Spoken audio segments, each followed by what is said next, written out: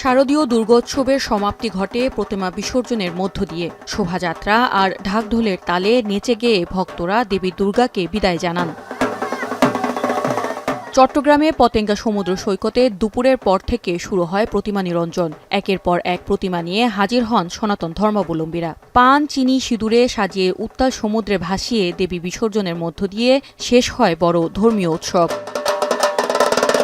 বিকেল হতেই ভিড় করেন লাখ লাখ মানুষ। বিসর্জনকে ঘিরে সর্বোচ্চ নিরাপত্তা নেওয়া হয় সমুদ্র সৈকতে। আইনশৃঙ্খলা বাহিনী খুবই কষ্ট করেছে। তাদের নির্ভীক প্রত্যাশা দিয়ে আমাদেরকে সারাক্ষণ তাদের কষ্টের মাধ্যমে আমাদেরকে নিরাপত্তা দিয়েছেন। মা দুর্গার কাছে প্রার্থনা করেছি এই বিশ্বের সকল মানুষ যাতে সুখে শান্তিতে বসবাস করতে পারে। কক্সবাজারে সমুদ্র সৈকতে প্রতিমা বিসর্জনকে কেন্দ্র করেছিল লাখো মানুষের সমাগম। বৈরী আবহাওয়ার মাঝেও সৈকতে ঢল নামে ভক্ত ও পর্যটকদের। ঢাক ঢোলের তালে প্রতিমা বিসর্জনের মুহূর্ত পরিণত হয় ধর্ম বর্ণ নির্বিশেষের মিলন মেলায়। মা আসছে বছর আবার দেখা হবে, মা যাতে সকল সুন্দরভাবে আমাদের মাঝখানে আসে, এটাই মার কাছে একমাত্র প্রার্থনা। সকল শ্রেণী পেশার মানুষ যাতে আমাদের সব সময় এবারের মতো যেভাবে সহযোগিতা করেছে আগামীতেও যাতে সেভাবে সহযোগিতা করে, আমরা সেই প্রত্যাশাও করেছি। ময়মনসিংহে বিজয় দশমীর সারা দিন মণ্ডপে মণ্ডপে ছিল পুণ্যার্থীদের ভিড়। দুর্গাবাড়ি মন্দির থেকে বের হওয়া শোভাযাত্রা নগরীর প্রধান সড়ক প্রদক্ষিণ করে শেষ হয় ব্রহ্মপুত্র নদীর কাচারীঘাটে। পরে ব্রহ্মপুত্র নদে দেয়া হয় প্রতিমা বিসর্জন।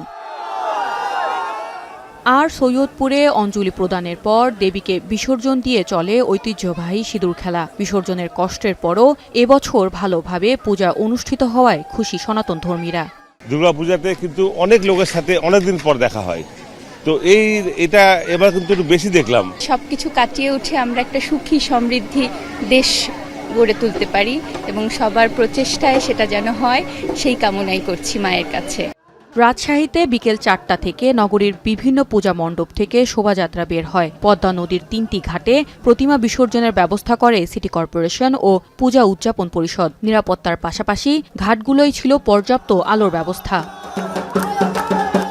বগুড়ার দেবী দুর্গাকে শেষ দর্শন ও সিঁদুর খেলা শেষ করে যমুনা ও করতোয়া নদীতে বড় নৌকায় প্রতিমা বিসর্জনের আয়োজন করা হয়। সিলেটের দেবী দুর্গার পূজার্চনা, অঞ্জলি, প্রসাদ বিতরণ ও শোভাযাত্রার মাধ্যমে ভক্তরা বিদায় জানান দেবী দুর্গাকে। চাঁদনী ঘাটে মহাসমারোহে বিসর্জন দেয়া হয় দুর্গা, গণেশ, কার্তিক, লক্ষ্মী ও সরস্বতীর প্রতিমা।